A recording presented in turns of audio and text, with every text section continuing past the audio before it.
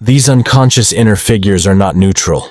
They influence our choices, our attractions, and even our conflicts. Jung argued that when we fall in love, what we often experience is not merely attraction to another person, but the sudden recognition of our inner archetypal counterpart reflected in them. In that moment, something ancient and powerful stirs within us, often without our conscious awareness. Stage 3. The activation of the archetypal counterpart. Jung noticed something fascinating in his patients. When a person encountered someone who truly resonated with their anima or animus, something extraordinary happened. This encounter activated deep psychic forces that were otherwise dormant. It was not about superficial attraction that fades after a few weeks. It was a kind of resonance, an awakening of hidden dimensions of the psyche. Imagine a man who has long repressed his emotional sensitivity, because society taught him it was a weakness. When he meets a woman who mirrors his anima, he suddenly discovers a depth of tenderness and vulnerability within himself that he did not even know was there. Or consider a woman who has always doubted her ability to lead or to assert herself. When she encounters a man who resonates with her animus, she begins to express confidence, authority, and inner strength she had long suppressed. This activation is not always pleasant. Jung described it as a complex constellation, a psychic event where the unconscious reorganizes itself to accommodate the new energy. It can feel like someone has entered your psychological home and begun rearranging the furniture. You may feel both exhilarated and unsettled, fascinated yet fearful. But Jung insisted that this is exactly what makes such encounters transformative. The love of your life is not the person who leaves you unchanged, but the one who awakens dormant parts of your soul and forces you to grow beyond what you thought possible. Stage 4. Beyond compatibility. Modern culture has taught us to think of love in terms of compatibility. Do you like the same hobbies? Do you have similar values? Do your lifestyles align? While these factors are not unimportant, Jung argued that they are secondary compared to the archetypal resonance of anima and animus. Why is it that some people can spend years with you without ever making you feel truly known, while others, sometimes even upon first meeting, create a strange sense of familiarity, as if you've known them your entire life? Jung believed this was not coincidence or romantic projection. It was the unconscious recognizing its missing counterpart. This recognition often bypasses logic. You may find yourself drawn to someone who does not match your conscious idea of an ideal partner. They may not fit your checklist at all, yet something deep within insists, this is the one. That insistence, Jung explained, comes from the unconscious psyche, which is far more attuned to your individuation than your rational ego. Stage 5. The fear of transformation. But here lies the paradox. The same encounter that feels like coming home can also feel terrifying. To meet your anima or animus in another person means confronting not only beauty and possibility, but also the shadow within yourself. Jung observed that many people run from true love at precisely this moment, because the intensity of the transformation threatens their carefully constructed identity. It is easier, after all, to remain in relationships that are comfortable, predictable, and safe, even if they are unfulfilling, than to surrender to the unpredictable power of archetypal love. The ego resists change, but the unconscious insists on growth. True love, Jung argued, is not optional. It demands transformation. It calls you to integrate the neglected parts of yourself. It forces you to question the patterns you have lived with for years.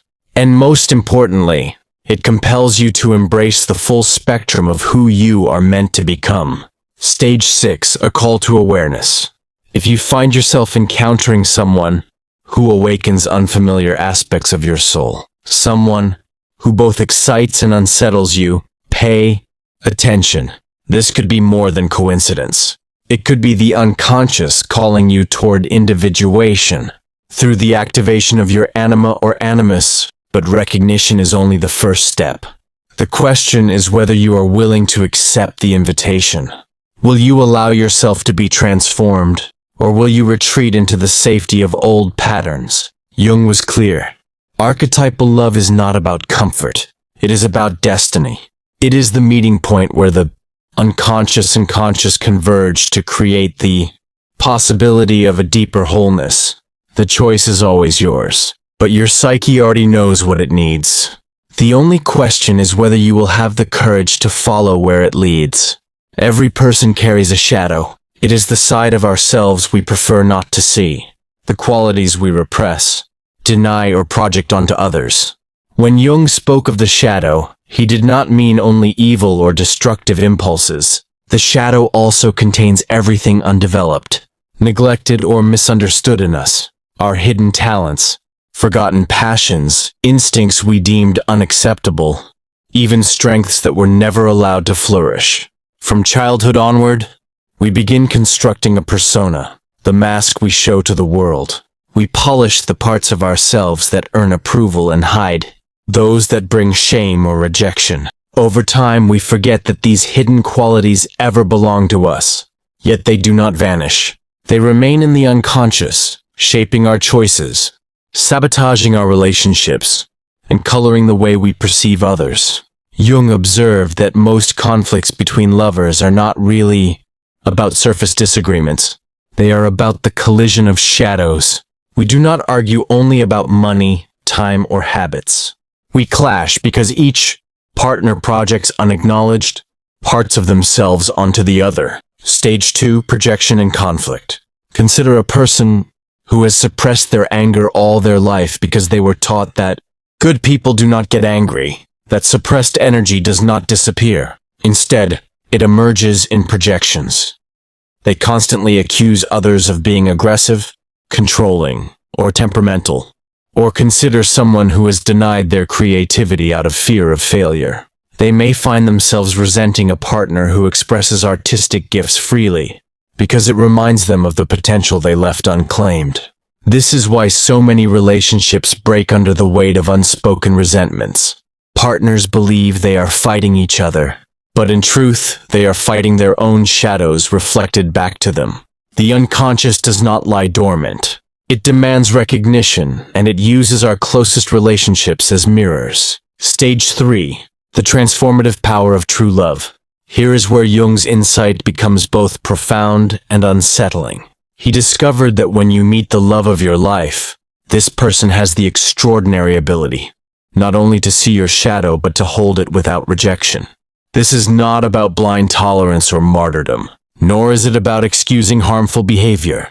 Instead, it is about an alchemical process in which the very aspects of yourself you once considered unbearable are transformed into sources of strength and authenticity.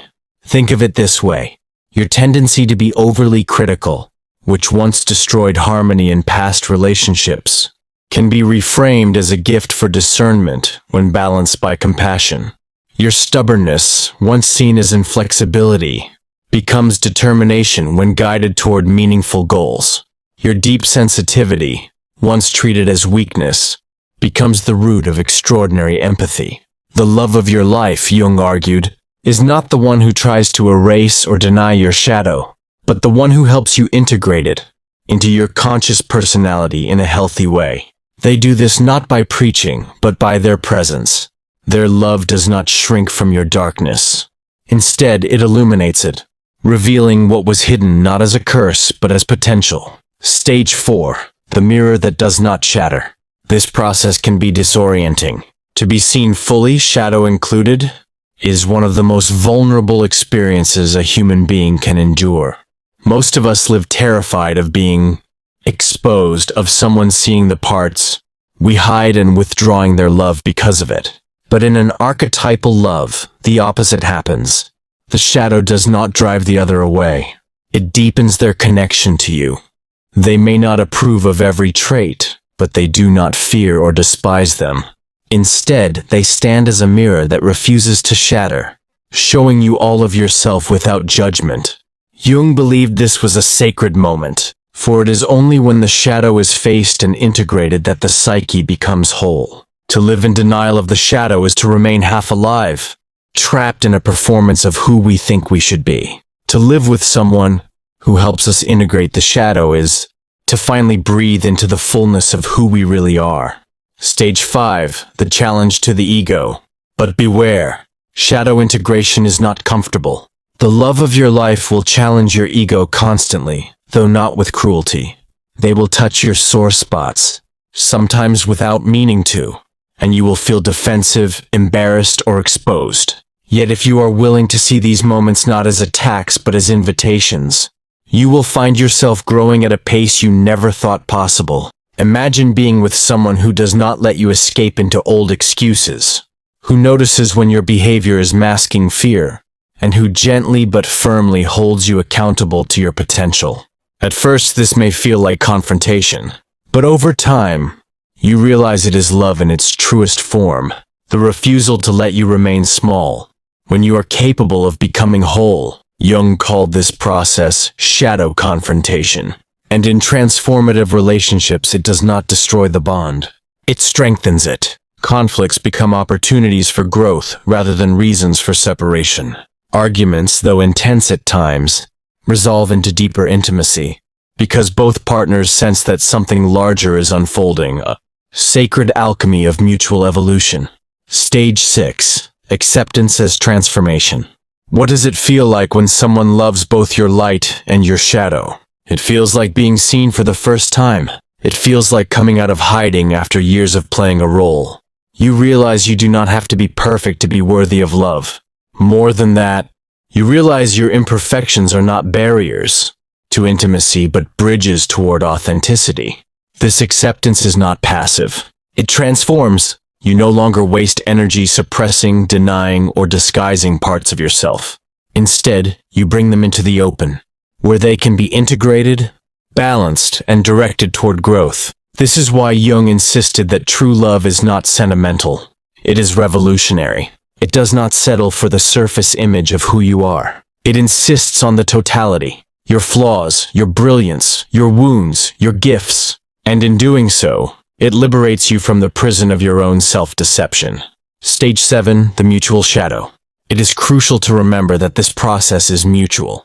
Just as your partner holds space for your shadow, you must hold space for theirs. True love is not about idolizing each other. It is about recognizing that both of you carry darkness and both of you carry potential. The love of your life is not perfect, but they are perfectly positioned to help you grow and you to help them. This is what makes such relationships unshakable. Instead of running from each other's flaws, you face them together. Instead of projecting your unhealed wounds onto one another, you bring them into the light of awareness. The relationship becomes a crucible where both partners are purified, refined, and expanded. Stage 8, the sacred work of love. Jung often said that the meeting of two personalities is like the contact of two chemical substances. If there is any reaction, both are transformed. Shadow integration is the heart of that transformation. It is what separates ordinary relationships from archetypal ones. Ordinary love remains on the surface. It clings to the persona and avoids the shadow. Archetypal love dares to go deeper. It embraces the discomfort, the vulnerability, and the radical honesty required to integrate the unconscious. This is not easy work. It demands courage, patience, and humility. But the reward is nothing less than the possibility of wholeness. For when you are loved in your totality, you no longer need to fragment yourself. You can live authentically without masks. And in doing so, you open the door to becoming the person you were always meant to be. Synchronicity and the signs of destiny. This section develops Jung's third sign of true love, the mysterious force of synchronicity. Stage 1, beyond chance. In the conventional view of the world, everything is explained by cause and effect. Events follow one another according to physical laws, probabilities, and human decisions. But Jung, after decades of clinical observation, realized there are moments in life that defy this neat logic. He called them synchronicities, meaningful coincidences that seem orchestrated by a deeper order, rather than by chance. When it comes to the love of your life, these synchronicities do not merely appear. They multiply. They form patterns so striking and improbable that they demand your attention. Jung was convinced that such coincidences are signals from the unconscious, and, at times, from something greater. That your life has intersected with someone, essential to your destiny. Stage 2. The pattern of meaning. What distinguishes synchronicity from ordinary coincidence is meaning. Two people might bump into each other at the same cafe by chance, but if that cafe is one they both never visit, and if that meeting triggers a chain of events that profoundly alters their lives, the encounter cannot be dismissed as random.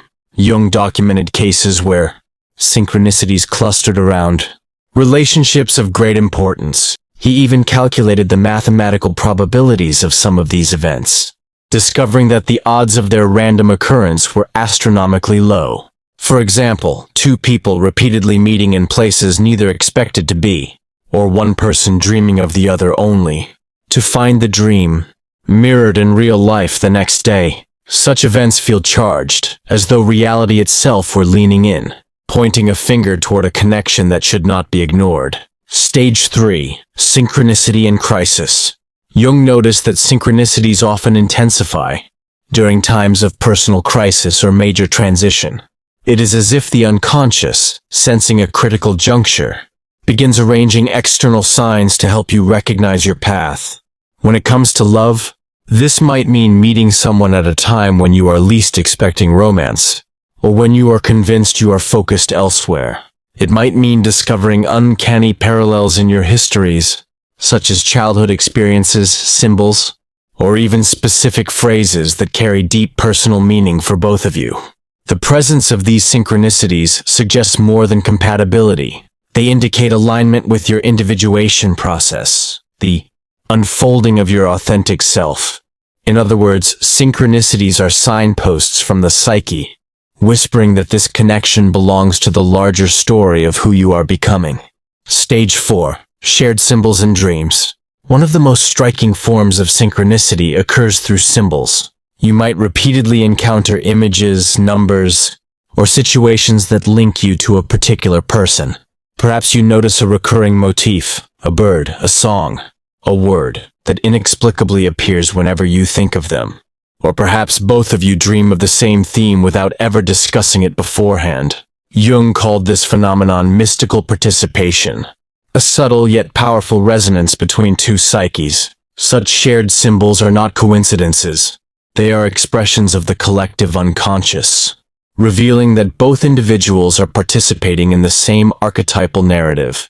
Stage 5. The experience of mystical connection. Couples who embody archetypal love often report uncanny experiences.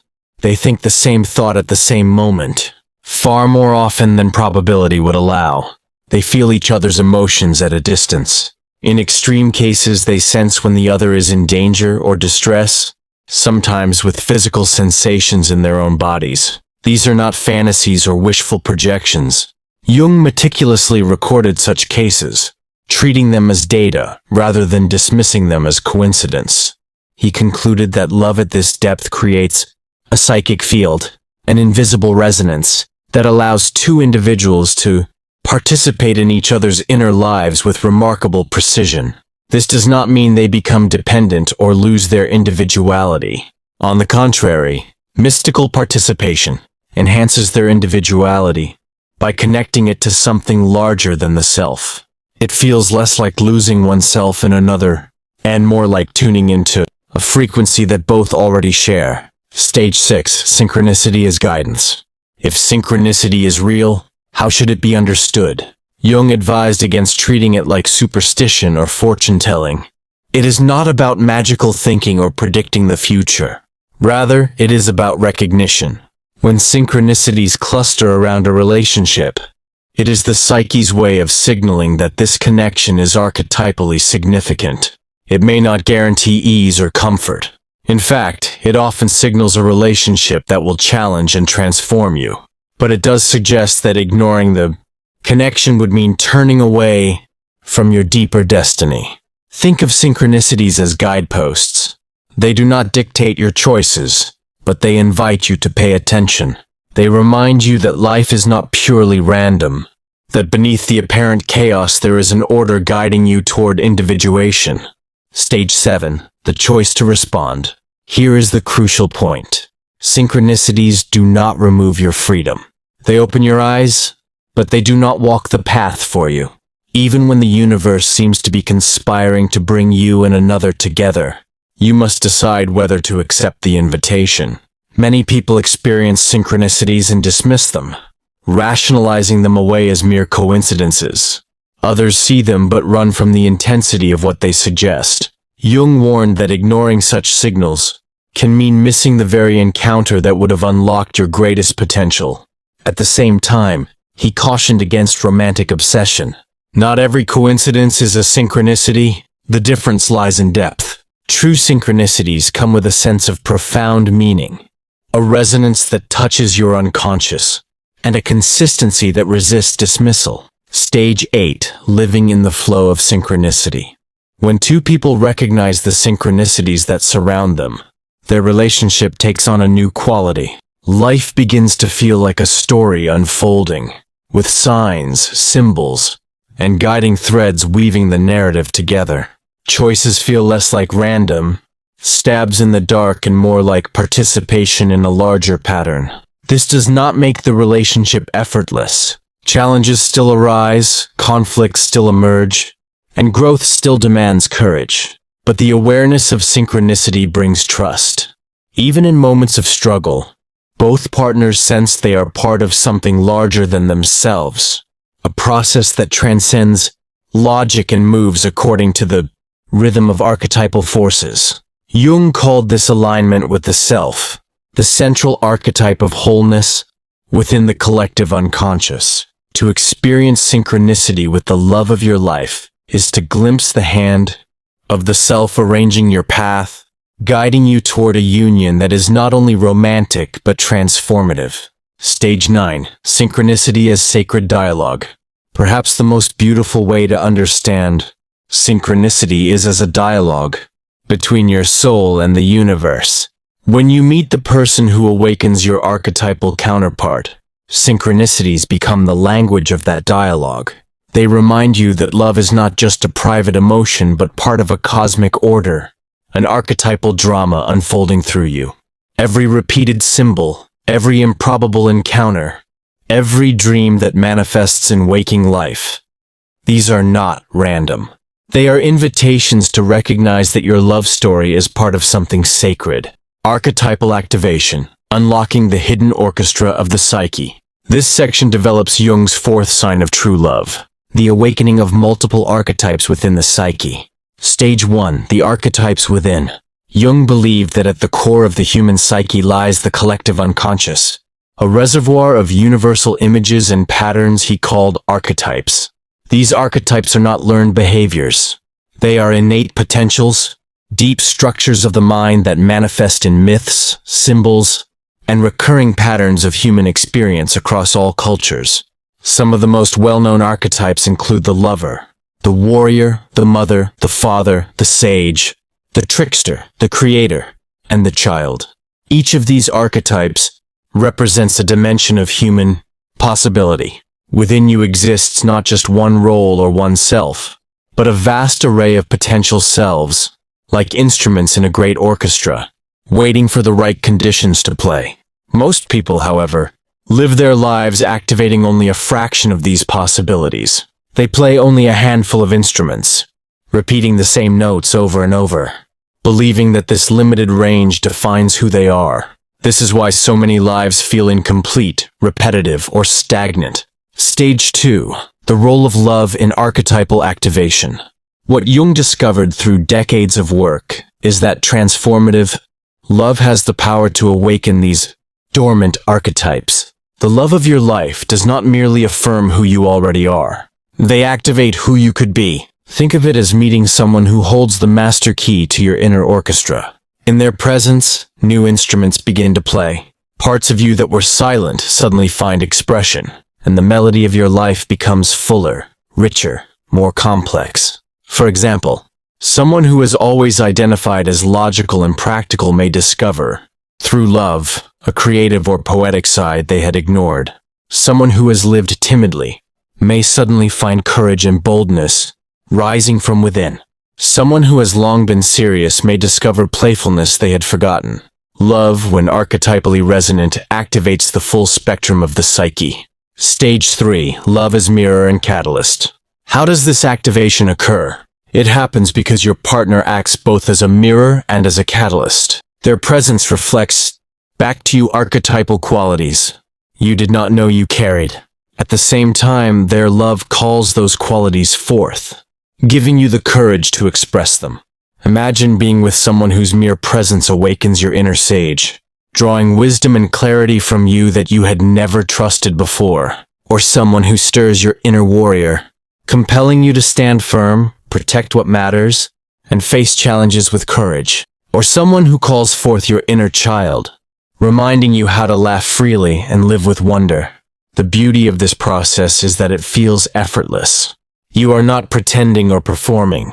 These archetypal energies arise naturally, as if they had been waiting all along for the right spark. Stage 4. Mutual activation. Crucially, this activation is not one-sided. In archetypal love, both partners awaken each other. Just as they bring out your hidden dimensions, you bring out theirs. The effect is not additive but multiplicative. Together you form a field of psychic energy greater than the sum of your parts. Jung observed that couples in such relationships often accomplish things neither could achieve alone. Their combined intelligence, creativity, and resilience exceed what either possessed individually. It is as if their union creates a third presence, a shared energy, that guides and empowers them both. This mutual activation is one of the clearest signs of true love. You know you are in such a relationship when you consistently feel like a fuller, more authentic version of yourself, and when your partner likewise expands into their potential through your presence. Stage 5. The expansion of daily life. The effects of archetypal activation are not abstract or merely symbolic. They manifest in daily life. A person who once avoided challenges may suddenly find themselves taking bold steps in their career. A partner who struggled with self-expression may find new creative outlets, painting, writing, music, because their love gives them confidence. You may notice yourself becoming more compassionate toward others, more resilient in crisis, more inspired in your work, or more playful in ordinary moments. Love literally lights up rooms in your psyche that had long been dark. Consider the metaphor of a piano. Most people play only a few familiar keys, repeating the same simple melodies. But when you meet the love of your life, it is as though you have found the musician who can play the entire instrument. Suddenly all the keys come alive. The piano, once muted, now sings with its full range. Stage 6. Archetypes in balance. One of Jung's key insights is that archetypes can be destructive if they dominate unchecked. A person who over-identifies with the warrior may become aggressive. Someone who clings too tightly to the lover may lose themselves in obsession. Someone who hides in the child may refuse responsibility. True love helps you balance these archetypes because your partner activates multiple aspects of you simultaneously. No single archetype overwhelms the others. The lover awakens, but so does the sage. The warrior is called forth, but so is the caregiver. In this balance, your life gains harmony. This is why archetypal love feels so transformative. It is not about being consumed by one role, but about expanding into a fuller spectrum of human possibility. Stage 7. Archetypes as shared creation. As you and your partner activate each other's archetypes, you begin to co-create a shared myth. You might notice that your relationship takes on archetypal qualities of its own. Together you embody the adventurers, exploring new horizons, or the healers, bringing restoration to others, or the artists, channeling creativity into the world. This co-creation gives your relationship a sense of purpose, beyond personal fulfillment. It feels as though your union contributes something to the larger tapestry of life. Your love becomes not just a private bond, but a force that radiates outward, enriching others as well. Stage 8. The challenge of growth. It must be said that archetypal activation is not always comfortable. Awakening dormant parts of yourself can be disorienting. You may feel unsure of who you are, or frightened by the intensity of new energies rising within you. Likewise, your partner may struggle as unfamiliar archetypes surface in them. This is where courage is required. True love does not shield you from growth. It demands it. The activation of archetypes is not a game. It is the work of becoming whole. But if you embrace this process together, the rewards are immeasurable. You discover capacities you never imagined, and your relationship becomes a crucible for transformation. Stage 9, the Symphony of Wholeness. In the end, the fourth sign of true love is unmistakable. The feeling that your partner unlocks hidden potentials in you, and that you do the same for them. Life feels richer, more creative, more alive. You are not reduced by the relationship. You are expanded. Jung insisted that such activation is one of the clearest indicators of individuation. To live with all archetypes dormant is to remain half-human, bound to a narrow script. To live with the love of your life is to awaken the orchestra within, to hear the full symphony of your being. This is why true love is not merely personal. It is archetypal. It touches forces larger than yourself. It allows the universe to play through you, in a way you could never orchestrate alone. Living the shared myth, the final sign of true love. This section develops Jung's fifth and final sign of true love. The experience of stepping into a shared myth, where two lives weave into a story larger than either could create alone. Stage 1. Life as myth.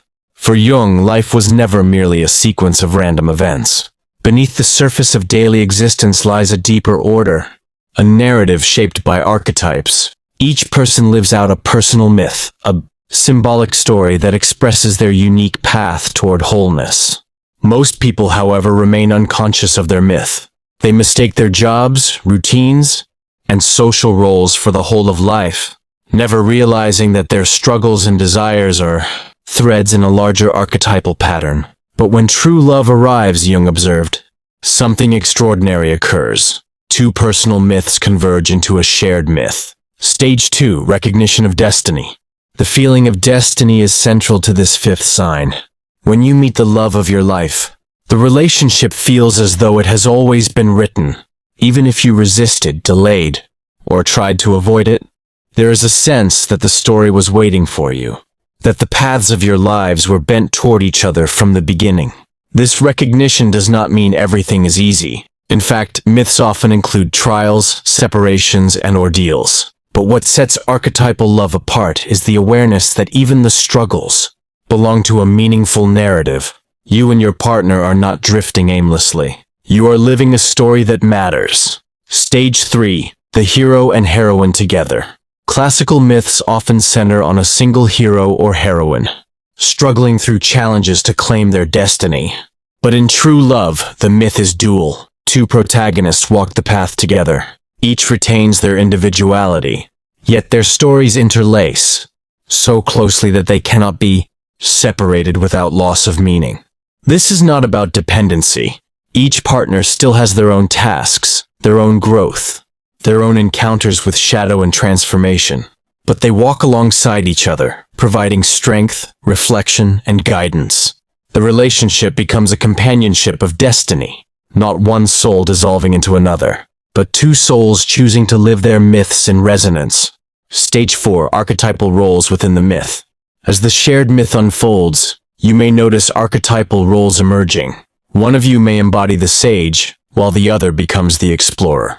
Or one may channel the healer, while the other expresses the warrior. These roles are not fixed. They shift and evolve as life demands.